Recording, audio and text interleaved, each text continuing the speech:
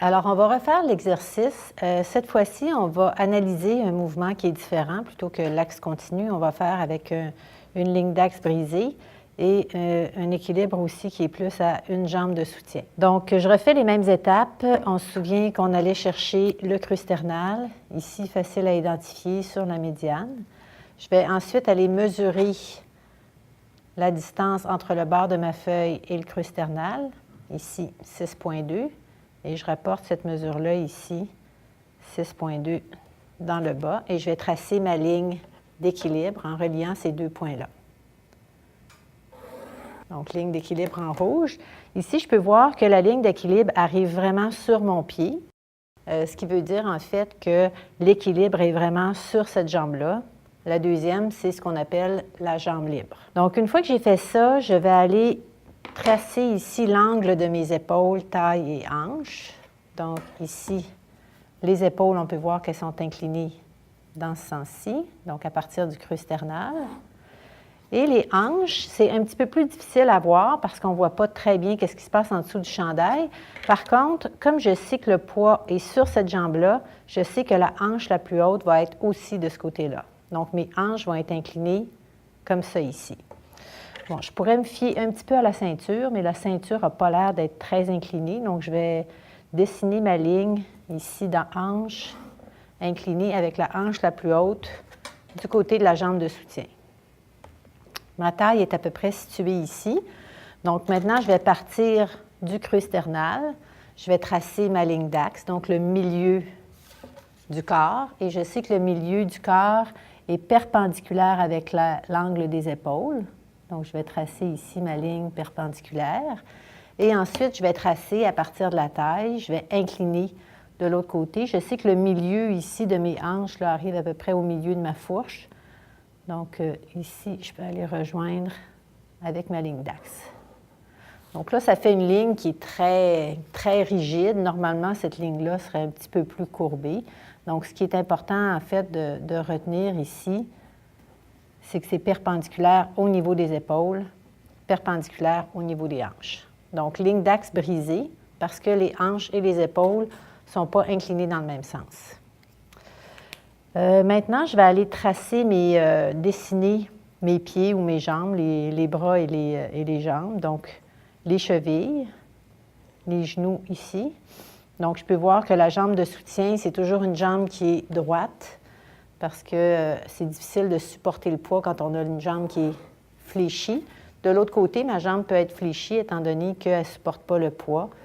C'est vraiment juste une jambe libre.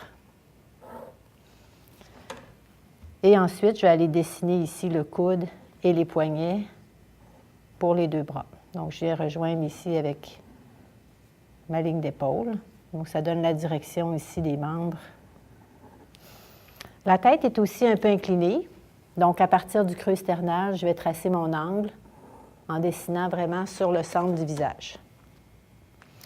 Une fois que j'ai dessiné ça, je vais dessiner ici mon étude préliminaire. Donc, je refais la même chose. Je vais tracer ici une ligne qui est parallèle avec le bord de ma feuille.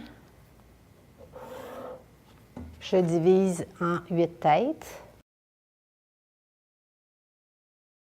1, 2, 3, 4, 5, 6, 7, 8. Creux sternal à 1,5. Je vais tracer l'angle ici de ma tête. L'angle de la tête qui est du côté gauche de la ligne d'équilibre. Donc, je peux tracer ici l'angle de ma tête. Ma tête, c'est un ovale qui mesure en hauteur 1 cm. La ligne d'épaule au niveau du creux sternal incliné qui remonte de ce côté-là. Les hanches qui sont un petit peu plus bas que la quatrième ligne, 2, 3, 4, inclinées en sens inverse. Et là, je vais tracer ici ma ligne d'axe, perpendiculaire, perpendiculaire. Je vais tracer ensuite mes volumes. Donc, on se rappelle que les épaules sont un peu plus larges, la taille un petit peu plus, à peu près la moitié de mes épaules, puis les hanches un petit peu plus larges. Toujours à partir de ma ligne de milieu, donc de ma médiane, il faut que les volumes soient répartis également de chaque côté, au niveau de la taille, au niveau des hanches. Donc, la distance que j'ai ici, c'est la même que j'ai ici. Pour les jambes, donc je sais que mon pied arrive directement ici sur ma ligne d'équilibre. Donc, je vais tracer une ligne qui est droite. Et de l'autre côté, j'ai le pied qui est un peu éloigné, puis j'ai la jambe qui est fléchie. Comme ça ici. Avec ici le pied qui est plus en profil.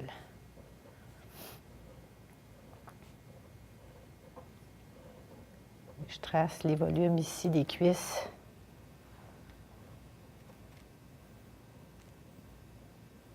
Et les jambes. Pour les bras, le niveau du coude est à peu près au niveau de la taille. Et ici, la main qui revient.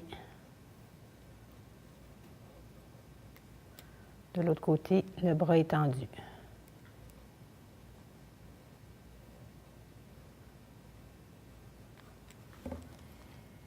Ici, je vais tracer l'inclinaison des épaules, la largeur du cou. Donc ça, c'est mon étude préliminaire. Je vais maintenant reprendre avec le robot. Donc, je vais travailler encore une fois sur le papier calque. Je vais tracer ma ligne d'équilibre que je vais tracer en rouge. Et j'indique mon creux sternal. Premier mouvement, la tête. Donc, je vais reprendre l'angle que j'ai ici, l'angle que j'ai sur ma photo. Donc, l'angle de la tête qui est légèrement incliné de ce côté-là. Je reprends le robot. Je place le creux sternal sur le creux sternal et je fais pivoter le papier calque pour que la ligne ici de médiane, la ligne d'axe de la tête, arrive sur la médiane de mon robot et je retrace le cou et la tête.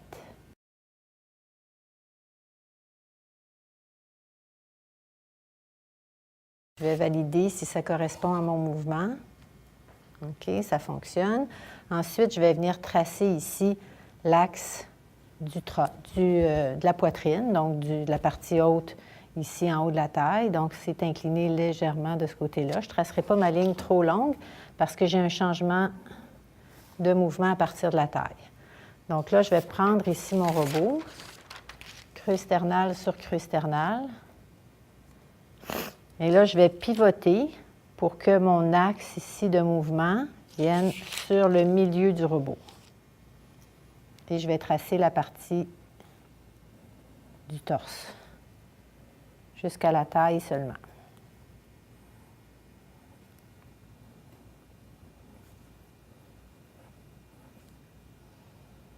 Je vais valider, mon torse va bien dans la bonne direction. Maintenant, je vais faire revenir ma ligne d'axe vers la ligne d'équilibre parce que j'ai une brisure au niveau de la taille. Donc, je vais changer ici l'axe de direction. Ça ici, c'est le milieu de mes hanches. Je vais replacer ici mon robot. Cette fois-ci, je ne me fie pas au creux sternal, je vais aller au niveau de la taille. Donc, je place les deux points de torsion de la taille ensemble et je vais placer ma ligne de direction, ma ligne d'axe ou la ligne du milieu sur le milieu ici des hanches et je vais retracer les hanches. On voit qu'il y a un chevauchement de ce côté-ci au niveau de la taille, puis de l'autre côté, il va se créer un écart. Indiquant le nombril. Donc, encore une fois, je viens valider si mon mouvement correspond bien à ce que je vois ici. Donc là, ça va bien. Il me reste maintenant à tracer les jambes. Je vais commencer par tracer ma jambe de support. Donc, je sais que mon pied doit venir rejoindre ici ma ligne d'équilibre. Donc, je n'ai pas vraiment besoin de l'indiquer. Je sais que mon pied doit arriver sur cette ligne-là. Je vais replacer ici mon papier calque avec le pivot de hanche sur pivot de hanche. Et je me range pour que le pied arrive sur ma ligne d'équilibre. Et je retrace la jambe ici, cuisse et mollet.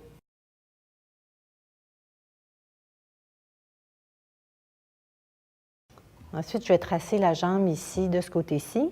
Donc, on voit que la jambe est dans une position ici avec le pied un petit peu plus éloigné et le genou encore un peu plus. Donc, la jambe est fléchie. Par contre, c'est une jambe qui est dans une position 3/4. Là, je vais vous montrer un petit truc de pro. Alors ici, mes jambes sont dans la position 3/4 qui vont vers la gauche. Ma jambe ici est en position 3/4 qui va vers la droite. Ce que je vais faire, c'est, je ne peux pas inverser ce papier-là parce que je ne verrai pas de l'autre côté, mais je peux inverser mon papier calque. Donc ici, ce qu'il faut que je fasse, c'est tracer ma jambe et je vais utiliser la jambe de ce côté-là, pivot de cuisse sur pivot de cuisse. Je m'en vais dans la direction du genou que j'avais indiqué ici tout à l'heure. Et là, je vais tracer, oups, excusez-moi, mon genou est ici. OK, donc le genou à peu près vis-à-vis la direction que j'ai donnée et je vais tracer ici la portion de la cuisse. Ensuite, je vais pivoter jusqu'à placer vis-à-vis mon point où j'avais indiqué où devait arriver à peu près ma cheville et je vais tracer la deuxième partie.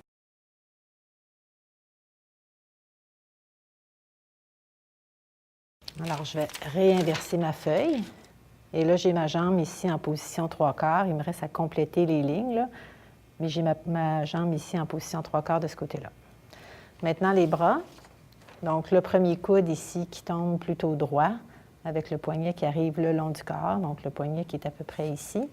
De l'autre côté, j'ai le poignet qui est légèrement fléchi, donc un petit peu plus haut que la taille ici, et puis un peu en haut des hanches pour le poignet ici. Donc, les poignets qui sont les bras qui sont en ce qu'on appelle en raccourci, je vais devoir dessiner mes volumes un peu plus courts.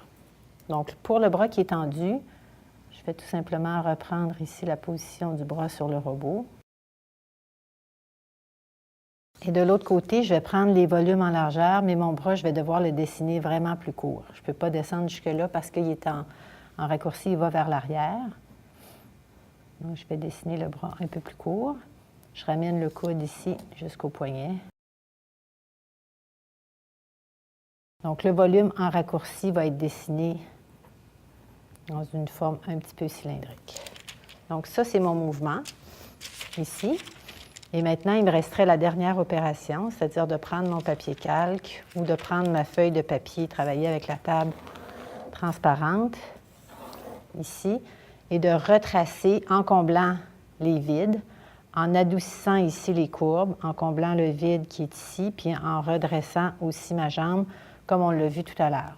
Donc, je tracerai ici mes morphologies en omettant évidemment de dessiner là, les points d'articulation dont j'ai plus besoin.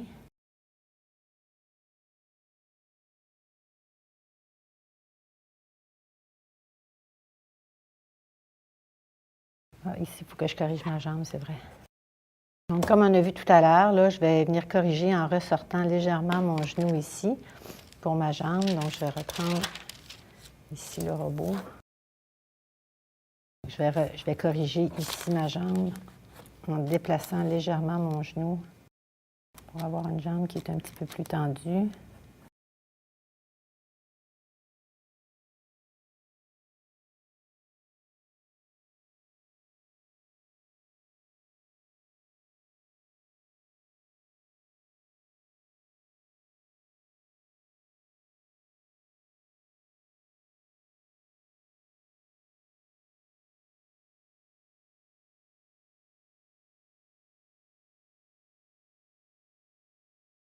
Voilà la silhouette qui est prête à être habillée.